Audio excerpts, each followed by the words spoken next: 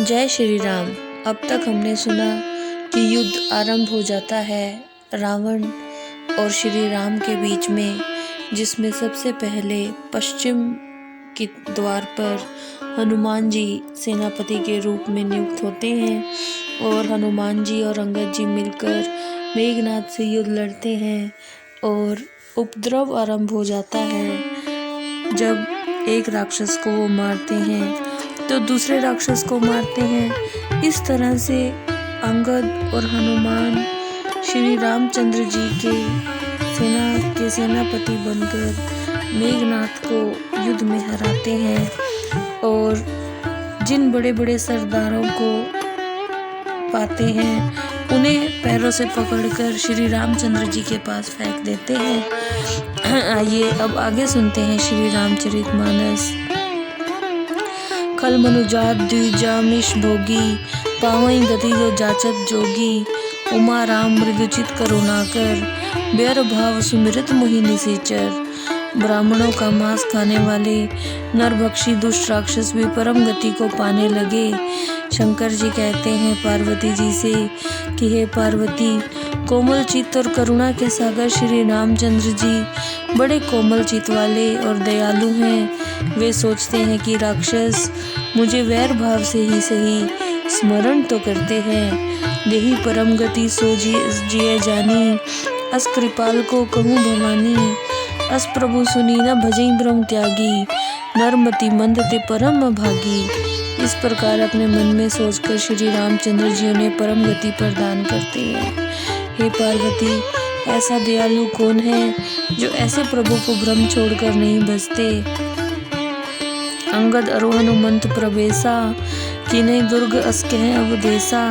लंका जो कपि सही कैसे, मथई सिंधु दुई मंदर जैसे। अयोध्यापति श्री रामचंद्र जी ने कहा कि अंगद और हनुमान दोनों ने लंकागढ़ में प्रवेश कर लिया है। दोनों वानर लंका में ऐसे सुशोभित हो रहे हैं जैसे दो मंदराचल समुद्रों को मथ रहे हो। भुजबल रिपुदल दल मली, देखी दिवस कर अंत। कूदे जुगल विगत श्रम, आए जय भगवान। अपनी भुजाओं के बल से शत्रु सेना का मर्दन कर दिन को छिपते देखकर दोनों बिना परिश्रम ही कूद पड़े और श्री रामचंद्र जी के पास आ गए। प्रभु पद कमल शीस तिन नाए, देखी सुबट रघुपति मन भाए। राम कृपा करी जुगल निहारे, भय विगत श्रम परम सुखारे। उन्होंने जाकर श्री रामचंद्र जी के चरण कमलों में अपने शीश झुकाए। दोनों योद्धाओं को देखकर श्री रामचंद्र जी बहुत प्रसन्न हुए। श्री रामचंद्र जी ने दया दृष्टि से दोनों को देखा। इससे दोनों की थकावट जाती रही और वे परम सुखी हो गए। धीरे धीरे लड़ते लड़ते रात्रि आ गई। वहाँ दशानन सचिव हंकारे, सब सन कहीं सी सुबट जे मारे। आधा कटक कपिन संघारा, कहु बेगी का करे बिचारा। श्री रामचंद्र ने जैसे ही अपनी कृपा दृष्टि से सबको निहारा, फौरन ही सारी सेना की थकावट दूर हो गई और रात्रि हुई समझकर वानरों की सेनाएं श्री रामचंद्र जी के पास लौट आई। लंका में रावण ने अपने मंत्रियों को बुलाया और जितने योद्धा मारे गए थे उनके नाम सबको बताए। उसने कहा कि वानरों ने हमारी आधी सेना का संहार कर दिया है। माल्यवंत अति जरठ निशाचर, रावण मातु पिता मंत्रीवर। बोला वचन नीति अति पावन, सुनऊ तात कुछ मोर सिखावन। माल्यवंत नाम का एक बूढ़ा राक्षस था।